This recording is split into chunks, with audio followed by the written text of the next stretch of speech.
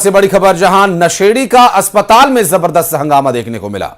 Medical college अस्पताल ward में बवाल किया है। महिला मरीज का गला दबाने की कोशिश की गई।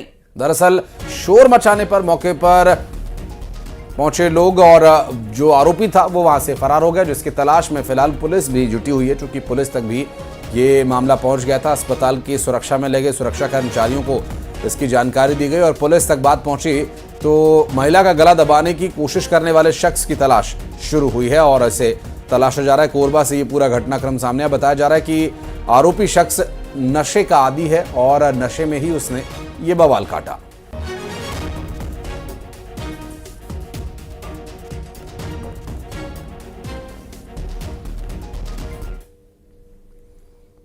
वहीं बीजापुर में नक्सलियों के मंसूबे नाकाम हो गए हैं। गुड़म से 3 आईईडी बरामद किया गया। जवानों को निशाना बनाने के लिए ये आईईडी दरअसल यहां पर प्लांट किए हुए थे, जहां गुड़म से 3 आईईडीज बरामद किए गए हैं और अब लगातार आईईडीज को जिस तरह से आइडेंटिफाई करना है, कैसे उसे डिस्पोज करना है, इसके बारे में जवानों को अच्छी ट्रेनिंग दी जा रही है और लगातार आईईडीज की बरामदगी हो रही है। नक्सलियों ने इसे प्लांट किया हुआ था, बड़े ही देसी जुगाड़ से ये आईईडी प्लांट करते हैं और जवानों को नुकसान पहुंचाने के इरादे से इसे इम्प्लांट किया जाता है। और बीजापुर से ये पूरा घटनाक्रम सामने आया। गुड़म से 3 आईईडी को बरामद कर ध्वस्त किया गया, डिस्पोज किया गया।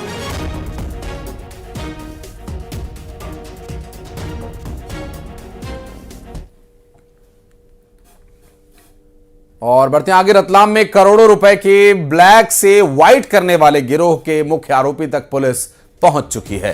पुलिस ने मुंबई दफ्तर को सील कर दिया है। मामले में आरोपी मास्टरमाइंड अभी फरार है, लेकिन पुलिस ने अब तक कुल 4 आरोपियों को गिरफ्तार किया।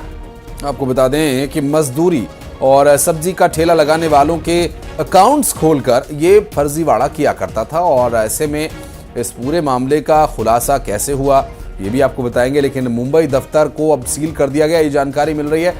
मास्टरमाइंड अभी फरार है, जिसके पकड़े जाने के बाद इसमें कई बड़े खुलासे होने की बात कही जा रही है। जो हम लोगों ने अभी मैनेजर को गिरफ्तार किया था, तो वो बॉम्बे में जो है उसका एक ऑफिस था, जहाँ पे अभी हमने टीम भेजकर उसको सीज भी करवाया है और साथ साथ में उसका पंचनामा भी बनवाया है और आगे और भी वहाँ पे इन्वेस्टिगेशन जारी है। लगभग 1-1.5 महीने से जो हम लोगों ने बैंक स्टेटमेंट से जानकारी ली है, तो लगभग 1-1.5 महीने से ये पूरा फर्जीवाड़ा चल रहा था। उसमें अभी अगर जैसे उनका मेन आरोपी आता है तो हमारा प्रयास ये रहेगा कि उसके अंदर और भी क्या उसकी ऐसी कुछ लिंक्स थी, उसके बारे में जानकारी लेने का भी प्रयास करेंगे। जगदलपुर इंद्रावती टाइगर रिजर्व से वन्यजीव प्रेमियों के लिए एक अच्छी खबर आई है। यहां कैमरा ट्रैप में 6 बाघ दिखाई दिए। साल 2021 के बाद यहां दोबारा बाघों की गिनती हो रही है और देहरादून से आई टीम ये सर्वे कर रही है।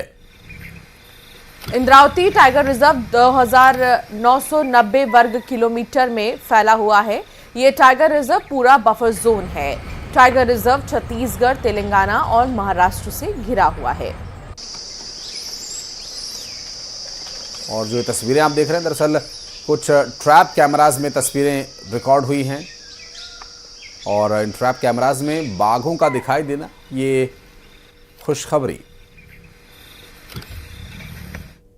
उसमें कैमरा ट्रैप में केवल एक ही बाघ आया था, लेकिन उससे पहले 2021 में यहाँ से जो कैमरे ट्रैप से फोटो लिए गए थे, उसमें 6 उनको हमने परीक्षण के लिए wild life institute of India Dehradun को भेजा था। वहाँ से 6 बाघ के कंफर्मेशन रिपोर्ट हमें मिली है। उस लिहाज से 6 बाघ का विचरण क्षेत्र है वो।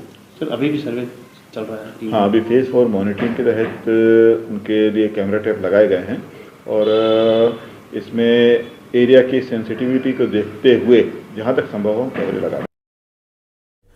और भोपाल से एक ब्लाइंड मर्डर का मामला सामने आया था, जिसका खुलासा हुआ और पुलिस ने 24 घंटे के भीतर इसका खुलासा कर दिया।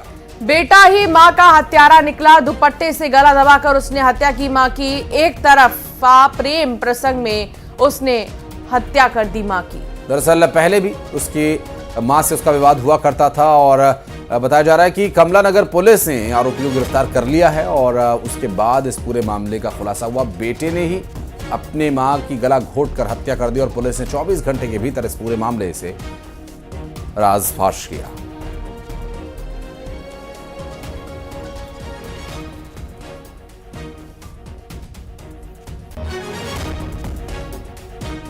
उमरिया के सरकारी स्कूल के शिक्षक के खिलाफ छात्रों और गांव के लोगों ने मोर्चा खोल दिया है। दरअसल छात्रों ने शिक्षक पर उल्टा सीधा पढ़ाने का आरोप लगाया और छात्रों का यह कहना है कि शिक्षक बताते हैं कि बैगा जाति की उत्पत्ति डायनासोर से हुई है। वहीं गांव के लोगों का कहना है कि शिक्षक का बर्ताव व्यवहारिक नहीं है। स्कूल शिक्षा विभाग को इससे लेकर शिकायत भी की गई है और अधिकारी का कहना है कि इस पूरे मामले की जांच कराई जा रही है और उसी के मुताबिक कार्रवाई की जाएगी।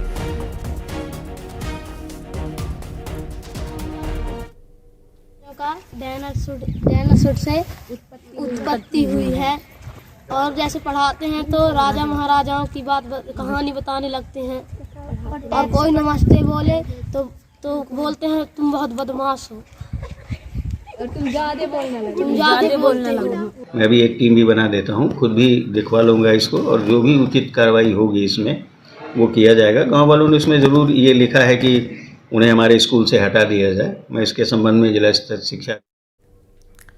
पेंड्रा में खेत में 8 फीट लंबा अजगर मिला है और सर्पमित्र ने अजगर को रेस्क्यू कर सुरक्षित जंगल में छोड़ा। दरअसल सर्पमित्र ने बताया कि इस मौसम में अक्सर सांप अपने बिल से बाहर निकलकर घरों के आसपास दिखाई देते हैं और ये देखिए ये तस्वीर पेंड्रा से सामने आई जहां पर सर्पमित्र ने अजगर को पकड़कर रेस्क्यू किया।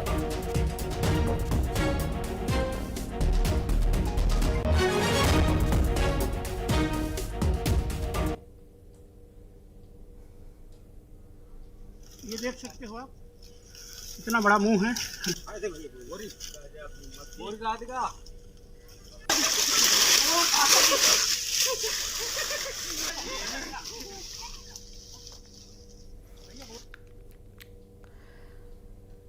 और चलिए आज हम आपको एक अनोखे नर्मदा भक्त से मिलवाते हैं और आपको बता दें कि नर्मदा भक्त 2 अनोखे तरीके से मां नर्मदा की परिक्रमा करने निकले हैं।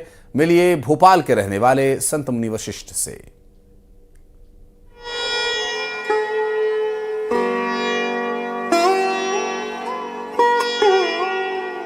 उम्र 60 बरस, जिस उम्र में एक आम इंसान अपने घर में कुर्सी पर बैठकर आराम से चाय पीते हुए अखबार पढ़ना चाहता है, लेकिन अब आप मिलिए संत मुनि वशिष्ठ से। भोपाल के रहने वाले 60 साल के सज्जन मां नर्मदा की 2 तरह की परिक्रमा एक साथ कर रहे हैं। पहले दंडवत करते हैं, फिर पैदल चलकर भी करते हैं। इतना ही नहीं, वे केवल और केवल फलों का सेवन कर अपनी परिक्रमा कर रहे हैं। भोपाल निवासी संत मुनि वशिष्ठ 27 नवंबर 2019 को खंडवा जिले के ओंकारेश्वर से मां नर्मदा की दंडवत परिक्रमा कर रहे हैं। उन्हें परिक्रमा करने निकले लगभग 50 महीने हो चुके हैं और नर्मदा परिक्रमा पूरी होने में अभी 1.5 साल का वक्त और लग सकता है।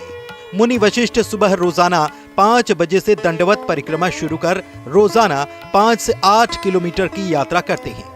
खास बात यह कि उनकी ये तीसरी नर्मदा परिक्रमा है। 2018 में फलाहार पर और अब तीसरी परिक्रमा दंडवत प्रणाम करते हुए वे कर रहे हैं।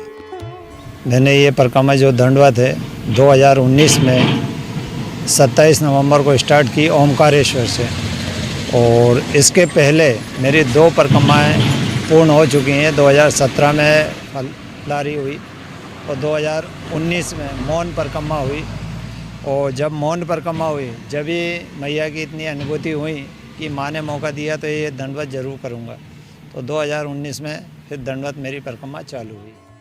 संत जहां से भी दंडवत होकर गुजरते हैं, लोगों की भीड़ जुट जाती है। उनकी कठिन तपस्या और परिक्रमा को देख लोग हैरत में पड़ जाते हैं और कहते हैं कि बस सब मां नर्मदा की कृपा है। बहुत सी निकलती हैं, देखी हमारे महाराज जी जो दंड भांजन जो निकल रहे हैं, जो डबल परिक्रमा कर रहे हैं कि एक बार दंड भांजते जाते हैं, दूसरी बार थैला लेके फिर आने लेने के लिए आती है और फिर जाती हैं। तो अभी तक तो ऐसा परिक्रमावासी हमने नहीं देखा है। मैं 2 परिक्रमा में हूँ, एक दंडवत चल रही है मेरी और फिर से रिटर्न जाता हूँ। मैं पीछे अपना बैग लेके आता हूँ और फिर लेके आता हूँ, तो ये 2 परिक्रमा मेरी चल रही हैं। तो मैं बोला बहुत असाध्य परिक्रमा है, जो हर किसी को नसीब में नहीं होता, ना हर कोई कर पाता, माता की कृपा है। नर्मदा के किनारे जहां भी दंडवत बाबा पहुंच रहे हैं, वहां के ग्रामीण इनका स्वागत सत्कार करते हैं। बाबा की आस्था को लेकर इलाके के लोगों में भी जबरदस्त उत्साह देखा जा रहा है। कृष्णा साहू, न्यूज़ 18, मंडला।